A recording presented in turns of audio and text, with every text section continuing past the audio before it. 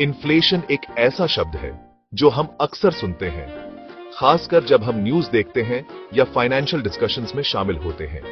लेकिन इसका असली मतलब क्या है और यह हमारे जीवन को कैसे प्रभावित करता है? सीधे शब्दों में कहें तो इन्फ्लेशन वो रेट है जिस पर समय के साथ चीजों और सर्विसेज के दाम बढ़ते हैं। यह एक इकोनॉमिक इंडिकेटर है जो बताता है कि इकोनॉमी में प्राइस लेवल्स कैसे बदल रहे हैं। इसका मतलब है कि आपके पैसों की वैल्यू कम हो जाती है। दूसरे शब्दों में, आप अपने पैसे से कम चीजें खरीद सकते हैं। इसे ऐसे समझो, अगर आप पिछले साल 1 किलो चावल 100 रुपये में खरीद सकते थे, तो इस साल वही चावल खरीदने के लिए आपको 110 रुपये देने पड़ सकते हैं। यह प्राइस इंक्रीज ही इन्फ्लेशन है। यही इन्फ्लेशन है। यह एक ऐसा प्रोसेस है जो धीरे धीरे होता है, लेकिन इसके प्रभाव बहुत गहरे होते हैं। इन्फ्लेशन को अक्सर चुपके से जेब काटने वाला चोर कहा जाता है, क्योंकि यह धीरे धीरे आपकी सेविंग्स की परचेसिंग पावर को कम करता जाता है। यह एक इनविजिबल फोर्स की तरह काम करता है। कुछ साल पहले आप 100 रुपये में जो खरीद सकते थे, अब उसी चीज के लिए आपको ज्यादा पैसे देने पड़ते हैं। यह एक यूनिवर्सल फिनोमिनन है। यह उन लोगों के लिए खास तौर पर चिंता का विषय हो सकता है जिनकी इनकम फिक्स्ड है, जैसे रिटायर्ड लोग। उनकी फाइनेंशियल प्लानिंग पर इसका सीधा असर पड़ता है। इन्फ्लेशन का असर हर जगह दिखाई देता है, ग्रोसरी के दामों से लेकर एजुकेशन और हेल्थ केयर की कॉस्ट तक। यह हर सेक्टर को प्रभावित करता है। समझदारी से फाइनेंशियल डिसीजंस लेने और अपनी सेविंग्स को इन्फ्लेशन के बुरे असर से बचाने के लिए इन्फ्लेशन को समझना बहुत जरूरी है। यह नॉलेज आपको बेटर फाइनेंशियल प्लानिंग में मदद कर सकता है। आगे के सेक्शंस में हम इन्फ्लेशन के कारणों और परिणामों के बारे में और जानेंगे।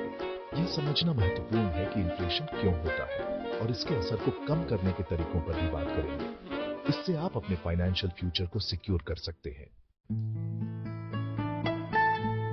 इन्फ्लेशन के मुख्य कारणों में से एक है डिमांड पुल इन्फ्लेशन। ऐसा तब होता है जब इकोनॉमी में गुड्स और सर्विसेज की डिमांड सप्लाई से ज्यादा हो जाती है।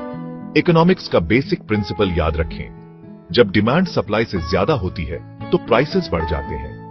मान लीजिए हॉलिडेज में एक पॉपुलर टॉय मार्केट में आता है। अगर उस टॉय की लिमिटेड क्वांटिटी अवेलेबल है, लेकिन बहुत सारे लोग उसे खरीदना चाहते हैं, तो उस टॉय की प्राइस बढ़ जाएगी।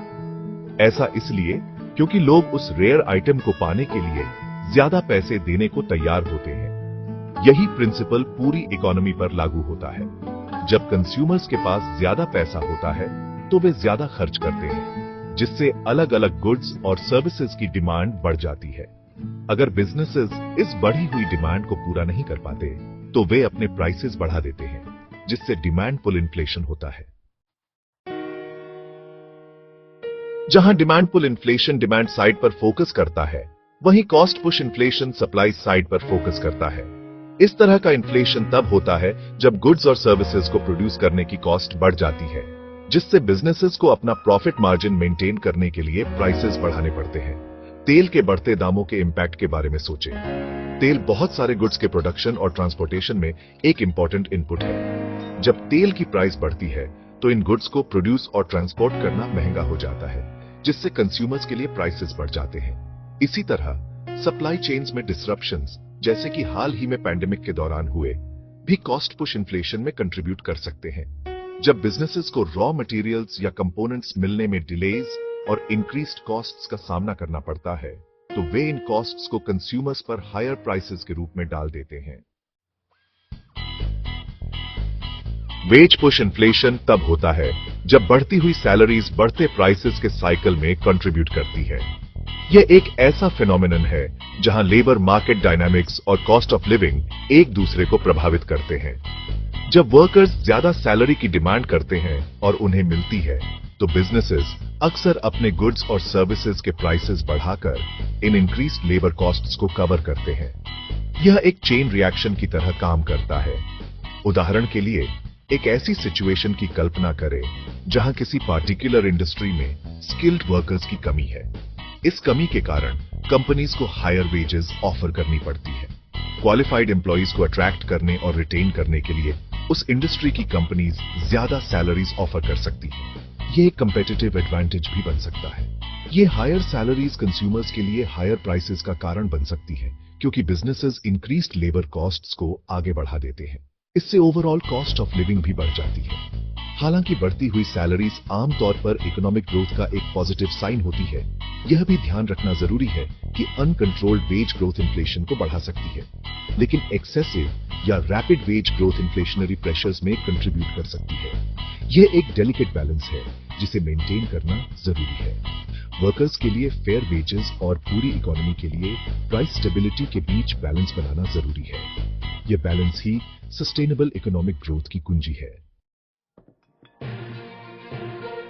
सेक्शन 5, कमजोर होती करेंसी, बढ़ती problem currency depreciation.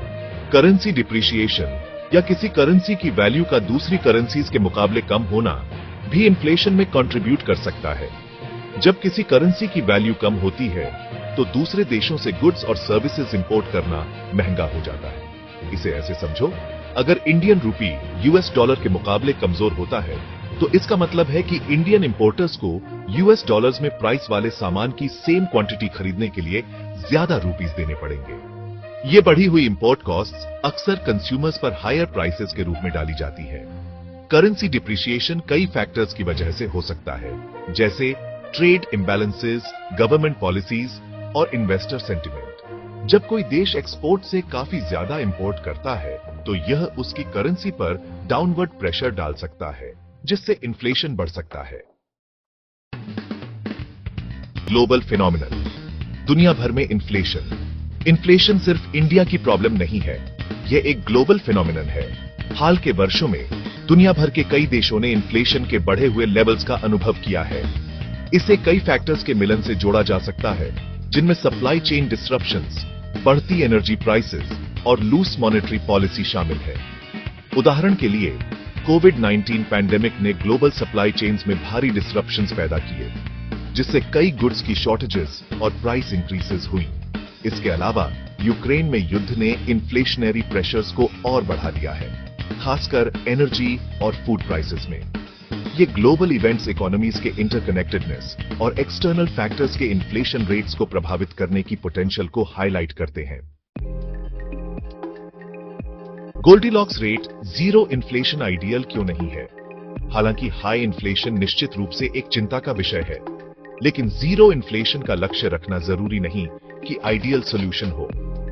Zero inflation का मतलब है कि प्राइसेस बिल्कुल भी नहीं बढ़ रहे हैं, जो इकोनॉमी के लिए अनएक्सपेक्टेड चैलेंजेस ला सकता है। दरअसल ग्रोइंग इकोनॉमी के लिए मॉडरेट लेवल का इन्फ्लेशन हेल्थी माना जाता है। यह बिजनेसेस को प्राइस स्टेबिलिटी का कॉन्फिडेंस देता है और उन्हें ग्रोथ के लिए इंकरेज करता है। एक ऐसे सिनेरियो की कल्पना करें जहां प्राइसेस लगातार गिर रहे हैं। यह डिफ्लेशन का संकेत हो सकता है, जो इकोनॉमी के लिए खतरनाक हो सकता है।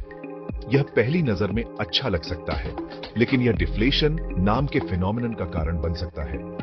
डिफ्लेशन से बिजनेसेस की प्रॉफिटेबिलिटी कम हो जाती है। जब लोगों को लगता है कि प्राइसेस गिरते रहेंगे, तो वे बाद में बेटर डील मिलने की उम्मीद में परचेसेस को टाल सकते हैं। इससे डिमांड में कमी आ सकती है। कंज्यूमर स्पेंडिंग में यह कमी इकोनॉमिक ग्रोथ को स्लो कर सकती है और रिसेशन का कारण बन सकती है। रिसेशन से अनएम्प्लॉयमेंट बढ़ सकता है और ओवरऑल इकोनॉमिक हेल्थ पर बुरा असर पड़ सकता है। इसके अलावा थोड़ा सा इन्फ्लेशन बिजनेसेस को इन्वेस्ट और एक्सपैंड करने के लिए इंकरेज करता है। यह उन्हें फ्यूचर में हायर रिटर्न्स की उम्मीद देता है। जब प्राइसेस स्टेबल होते हैं या थोड़े बढ़ रहे होते हैं, तो बिजनेसेस नए प्रोजेक्ट्स में इन्वेस्ट करने और ज्यादा वर्कर्स को हायर करने की ज्यादा संभावना रखते हैं, क्योंकि वे जानते हैं कि वे अपने गुड्स और सर्विसेज को प्रॉफिटेबल प्राइसेस पर बेच सकते हैं। यह ओवरऑल इकोनॉमिक ग्रोथ को सपोर्ट करता है। इन्फ्लेशन पर काबू पाने के strategies. Reserve bank of India जैसे सेंट्रल बैंक्स इन्फ्लेशन को मैनेज करने में एक क्रूशियल रोल निभाते हैं। उनके पास मौजूद प्राइमरी टूल्स में से एक इंटरेस्ट रेट्स को एडजस्ट करने की एबिलिटी है। जब इन्फ्लेशन हाई होता है तो सेंट्रल बैंक्स इंटरेस्ट रेट्स बढ़ा सकते हैं, जिससे इंडिविजुअल्स और बिजनेसेस के लिए पैसा बोरो करना महंगा हो जाता है। यह स्पेंडिंग और इन्वेस्टमेंट को कम करके इकोनॉमी को कूल डाउन करने में मदद कर सकता है। इन्फ्लेशन को कंट्रोल करने के दूसरे स्ट्रैटेजीज में गवर्नमेंट इंटरवेंशन शामिल हैं, जैसे एसेंशियल गुड्स पर प्राइस कंट्रोल्स या सब्सिडीज। हालांकि इन मेजर्स के अनइंटेंडेड कॉन्सिक्वेंसेस हो सकते हैं, और इन्हें आमतौर पर शॉर्ट टर्म सॉल्यूशंस के रूप में इस्तेमाल किया जाता है। इन्फ्लेशन के दौरान इन्वेस्ट करना, अपनी वेल्थ को प्रोटेक्ट करना। इन्फ्लेशनरी एनवायरनमेंट में अपनी सेविंग्स को इरोजन से बचाने के लिए समझदारी से इन्वेस्ट करना जरूरी है। ट्रेडिशनल सेविंग्स अकाउंट्स इन्फ्लेशन के साथ पेस नहीं रख पाते, जिसका मतलब है कि समय के साथ आपके पैसों की वैल्यू कम हो सकती है। गोल्ड, रियल एस्टेट या स्टॉक्स जैसी एसेट्स में इन्वेस्ट करना इन्फ्लेशन के खिलाफ हेज ऑफर कर सकता है। हिस्टोरिकली इन एसेट्स की वैल्यू समय के साथ बढ़ती रही है, जो इन्फ्लेशन से ज्यादा है। हालांकि यह याद रखना जरूरी है कि सभी इन्वेस्टमेंट्स में कुछ लेवल का रिस्क होता है। अपनी इंडिविजुअल सर्कमस्टांसेस और रिस्क टॉलरेंस के आधार पर बेस्ट इन्वेस्टमेंट स्ट्रैटेजी डिटरमिन करने के लिए हमेशा किसी फाइनेंशियल एडवाइजर से कंसल्ट करना एडवाइजेबल है।